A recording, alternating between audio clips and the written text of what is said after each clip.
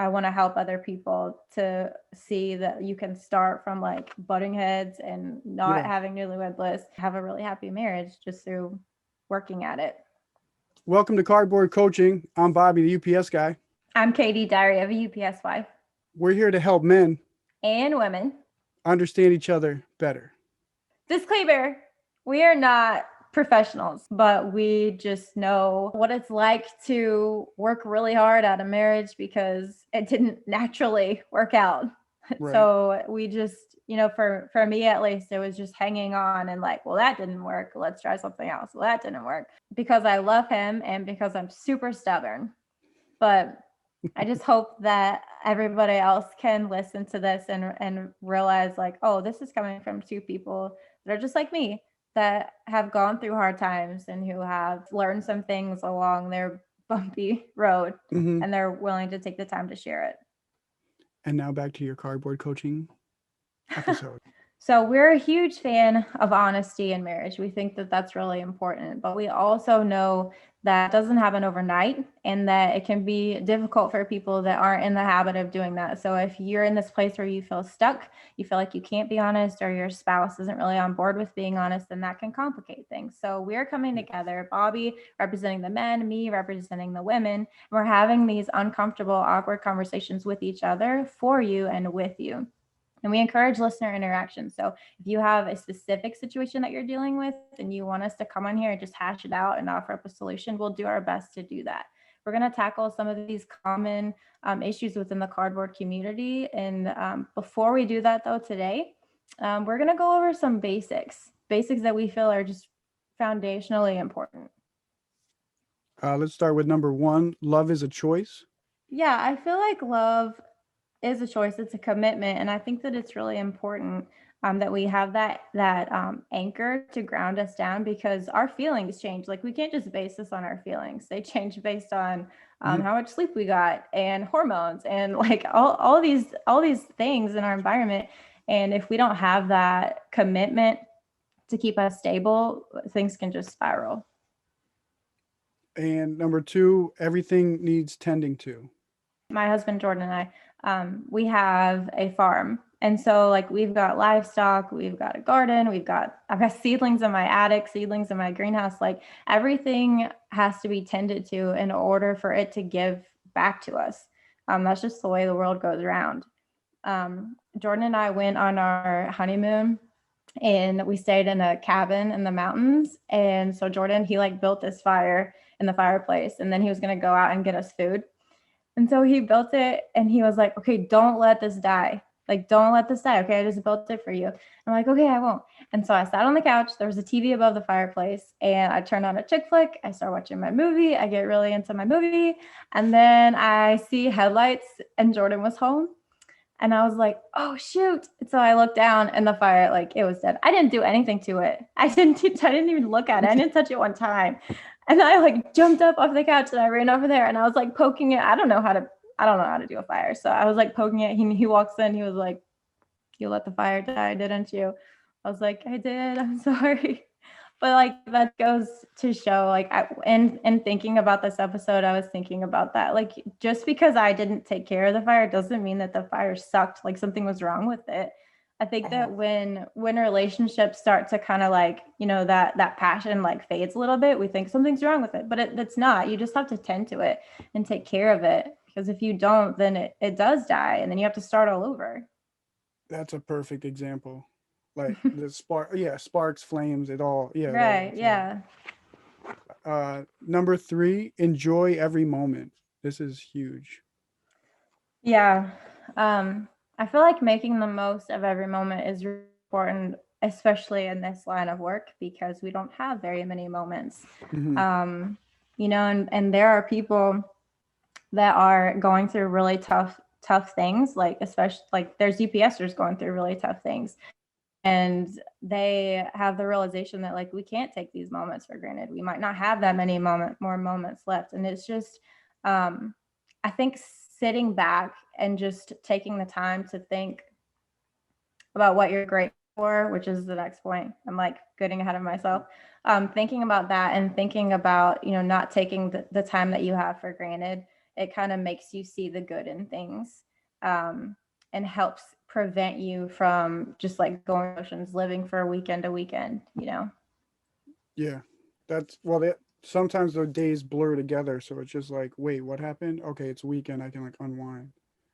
But to Yeah. see Or those just little like, moments in between, then it yeah. feels Uh, you're getting more like you're getting more time. yeah. And like, I guess that goes into the next point too, like being Mm-hmm. grateful for the little things, um, throughout the week instead of just like, oh, I can't wait till it's Friday. You lose so much time when we don't take advantage of like every moment, just live for that time off. You just lose so much of your life. Mm-hmm. And number four is work to focus on the positives of Right. everything. Yeah. And I think that that's important because for me anyway, like it trains my mind to be grateful. Mm-hmm. So focusing on the positive, and then it kind of leads into having this grateful mindset. And like I had to do that to survive being a UPS wife. Like just I hated it the first year, and just getting to the basic of like, okay, I'm grateful for a source of income.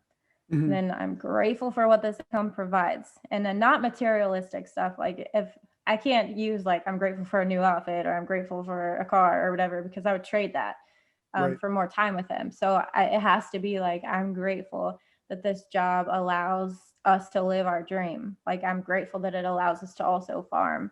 I'm grateful for the insurance. Everybody says that, but I Yeah. am like these life changing, like really good things that change our quality of life. Mm-hmm. Um, and thinking about those and having that grateful mindset helps get you through the sucky times. Like one of the common issues that we have realized is actually an issue is women women having their feelings hurt because their man comes home grumpy and irritated and distant and like closed off. So that's those are the So, answers that you got, right? well, I no, I'll read the answers that I got. Like But this is just what it's the the idea. right, Yeah. the general idea. So then we were talking and Katie's like, well, ask the Warriors what they think and how they respond and come home. And I said, okay, so Warriors, are you grumpy when you get home? And Warriors are like, no, I'm good. Everything's fine. I'll leave it at the door. Yeah. So there's But a I ask the women, how does it make you feel? And these are the answers that they gave me: helpless, sad and depressed, frustrated. These are their actual Mhm. words. Sad that his day sucked. I want to take the hurt and anger away. I hate it. I hate the silence. Lonely. I want to make him feel better. And this last one is the worst. Like it hits me in the heart every single time I read it. Super bummed because he is the best part of my day. that was a rough Like, one. like she, and I think that that's true. I know it's true because I've seen it said over and over again that that's how it is for a lot of women. Like they just want to be with them. Like they Hmm. just want to make it better. And warriors think that they're fine. Hmm. Like everything's cool. It's like, yeah, no problem. And I did have one driver say though that he distances himself because he knows he's in a bad mood and he doesn't want to hurt somebody else. Yeah. So he, I guess that could be the case for some people.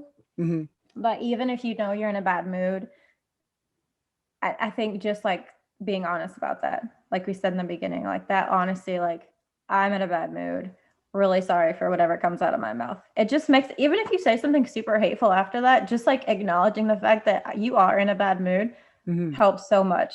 And I know that because that's what Jordan and I do. Like I'll be irritated. I mean, I do it too. I'll be irritated like while I'm making dinner and he's like, "Are you good?" I'm like, "I'm just really hungry. Like I just need to make this food so I Oh, can the eat so hangry. then I won't be grumpy." And Hmm. he's like, "All right, understood." So that happens like all the time. Several times a month. And he'll walk in from like working outside. I'm like, "Are you good? You need a sandwich?" "Yep, I'm just really hungry." I'm like, Yep. "Okay." And then I'll give him his food and then leave him alone. Like just acknowledging that there is an issue. I know it. You know it. Let's just move on. Right. Helps.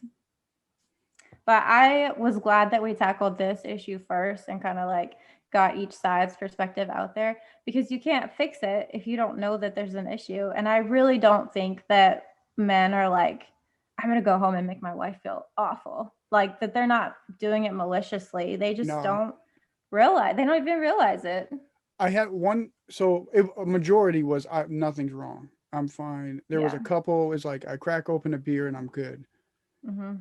I'm not saying that's awesome. I like, or there is a story that ties to it. Somebody said the guy retired, but after drinking one beer, two beers a night for 30 years, by the time you retire, well, now you're an official, beer drinker when maybe you could have coped with it another way. That's another show though.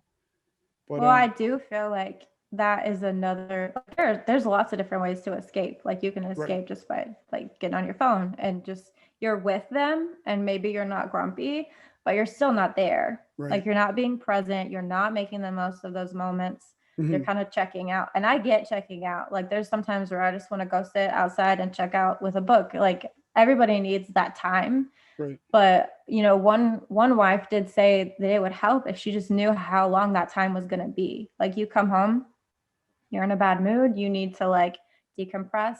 Can we Hmm. talk about it? Can we decide that that's going to be 30 minutes or just less than an hour? Like just give me some kind of time frame, be honest about it, and then it's fine. Yeah. So it's not like you can't have that time. You just need to like know what to expect, I Hmm. guess. So it comes back to the honesty, communication, and awkward. Right. Here, Yeah. look, honey, I found this video. So the solution for the men, I know that you're tired, and I Yep. know that your supervisor made you feel worthless, but you're not worthless. You That's have a a fact. wife at home who is depending on you, like who needs you to tend to her and to your relationship. She needs you to be present and to try to focus on the positive, even if it is just that it was a nice day, that it didn't rain on you while you Hmm. delivered packages. Like, even if it's just small things like that, to try to focus on the positive, and then to try to be grateful for the small things so that that can maybe affect your overall vibe, I guess, Hmm. when you get home, because that affects kids, that affects your whole home's Yeah. peace, you know. And I know that everybody has bad days, but for it to be like a reoccurring thing, that's just not healthy to Hmm. bring that home. For the women, I would say the solution would be to focus on the first basic of just love is a choice. It's a commitment, and to not go based off of your feelings, because you cannot like how someone's acting and still like stand firm in that commitment to love them. Um, everything's not going to be all peachy, especially with this job. But I think that continuing to be selfless and show love towards somebody when they probably, especially after listening to it, are going to realize they haven't been the nicest, continuing to just show love to them, it speaks volumes to people when you just love them. That sounds way too simple. What's the catch here? I don't think there's a catch. That's amazing. Yeah, but very simple, but it sounds effective too. Yeah, just, I mean, I know that I've said before how I'm like wild, like Jordan can't contain me. Um, but I'm not like feminist, like don't tell me what to do. Like I'm not like that, but I am, just my personality is kind of like crazy. Like don't tie me down. But Hmm. he has such a way of like not containing me, but kind of like offering like guidance, like, hey, what about this? What about this? And kind of like encouraging me. And I have so much respect for him. Hmm. I could never be in a marriage where it was like roll with an iron fist, or like always tearing me down, like, oh, that's never going to work. You can never do that. I think just as a general rule, when you're just there for somebody and just showing them love, it just helps them grow as a person. Like number three, kind of. But yeah, Right. because you're enjoying every moment. You're not somewhere else, and you're just there Right. with them for them. Right. And when they realize, when they look back and they're like, man, I was a jerk, but you still like were nice to me. I think that it says a lot. I have a sign hanging in my house that says sweetness isn't weakness. It Oh, looks that's like weakness because you're like, oh, she's so sweet, but it's actually like you're a super strong person if you can be sweet to everybody in any situation. right. So Do you think we helped cardboard warriors and queens right now with all the info, the stories, the everything we gave them? I think so. So proof that this job is hard. For that solution for the women to go back to that first basic of like love is a choice, okay, but it's also giving a little bit of grace because this job is really hard, and it is really hard to put your best foot forward when you're exhausted. I know that that's the case for me too. I don't deliver packages, but I do take care of children and a farm, and I'm really tired sometimes. And it's easy to like just let things slip or to be a little distant. So just to like remember that none of us are perfect, and kind of give the same grace that you would want in return helps. But proof that this job is difficult. I also did a poll asking people if they had any UPS dreams, as in like fell asleep, had a dream, that kind of dream. I asked because I caught Jordan talking in his sleep about UPS. And I was like, is this like a thing, or do I need to get you some help from a professional? Yeah. So these are some of the dreams. This isn't all of them, just for the sake of time. I just like pulled a few. But hey, this one says, my husband yelled out in his sleep, no signature needed, thank you. Oh my God. What did she Can answer? you imagine being, oh, I don't know. I was going to say, can you imagine being woken up by that? Like, what are you yelling about? Um, Next one, my boyfriend got up, still asleep, and was like, I gotta deliver boxes before it's too late. He got up. He actually got up. I really hope corporate doesn't get a hold of this because they're going to be like, look, it's working. Like we can get them Yeah, work. for real. We can get them to work in their sleep. Yeah, that's true. I have a reoccurring dream where I deliver and deliver, but the package car stays full. I've had that That one. sounds like a I nightmare. no, That's I've had that bad. one. Yeah, it's bad. A lot of people have had that one. Hmm. That was there more than once. Somebody else said that constant beeping, I hear it in my sleep. I can, I really don't like that beep. If That I'm on the wasn't. phone, Go ahead. if I'm on the phone with Jordan and he's on speaker, that beep, my dog goes crazy. He doesn't like it either. Yeah, it ruins so many conversations that like I'd want to talk to her, or she'd have something exciting, and I'd be like, "Yeah, what else?" And she's like, "What is that noise?" And then you're like, "I'll talk to you later." Yeah. Yep. This one, my husband talks about boxes in his truck and where they go in his sleep. No way. That's like, that's pretty advanced. And where they go. You should do a better job than a loaders in his sleep. Speaking of loaders, last one. When I first started preload, I woke up one night stacking my pillows. Oh, I would love to have seen that. Like at what point did he realize he was awake? Like how far did he get? right. Well, how many Like pillows does that's he fun. have? I don't know. Like maybe Right. he incorporated the throw pillows. Like maybe it was this whole ordeal. Like lots of pillows. We need more details on that one. I know, right? So they really do go through a lot, like drivers. We know that. I hope that this at least like opens the eyes of some of the wives that like your husband actually is going through a lot where they can't even sleep without dreaming about it. So those dreams are super funny. They had me cracking up, but they're also a reminder of how stressful this job really is.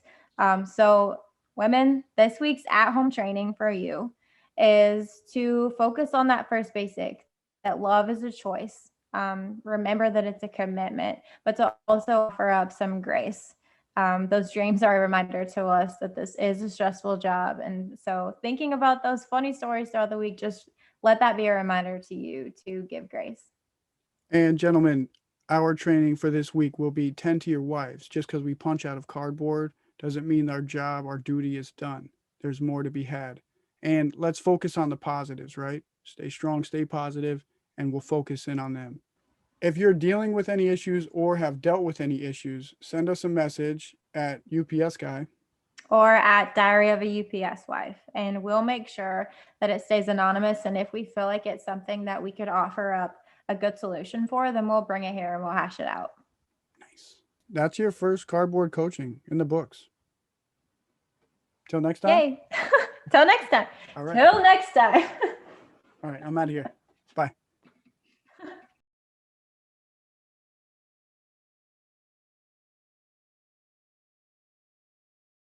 A lot of this stuff I had to do myself, like, and learn it.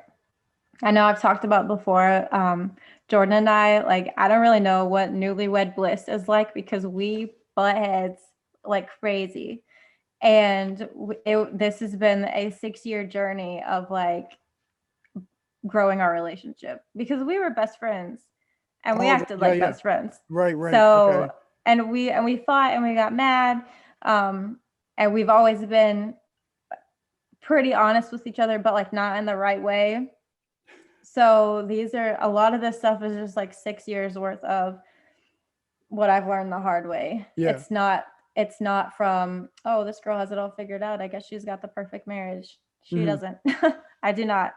I think that I want to help other people to see that you can start from like butting heads and not having newlywed bliss and kind of get to the point where you can have a really happy marriage just through working at it.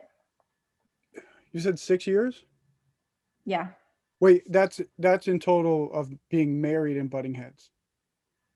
Right. There's We've been married for 6 years. Okay. Yeah. Yeah.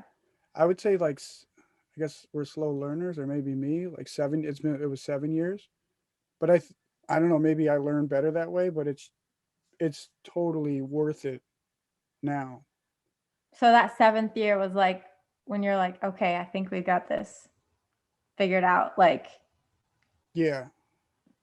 I think she was like advanced and was like, what are you doing? And I'm like, I don't know. But like year 7, it was like, oh, and I was like, oh, my bad. I see what I did there, and been working now towards like, yeah, if somebody looked out, they'd be like, oh, you got it good. Well, you didn't see the molding process. Yeah. And that's what I hope. Like, I hope everyone understands that we are not like certified like coaches. We have just been through. I don't know. I just want them to know that I'm not like a professional. I just like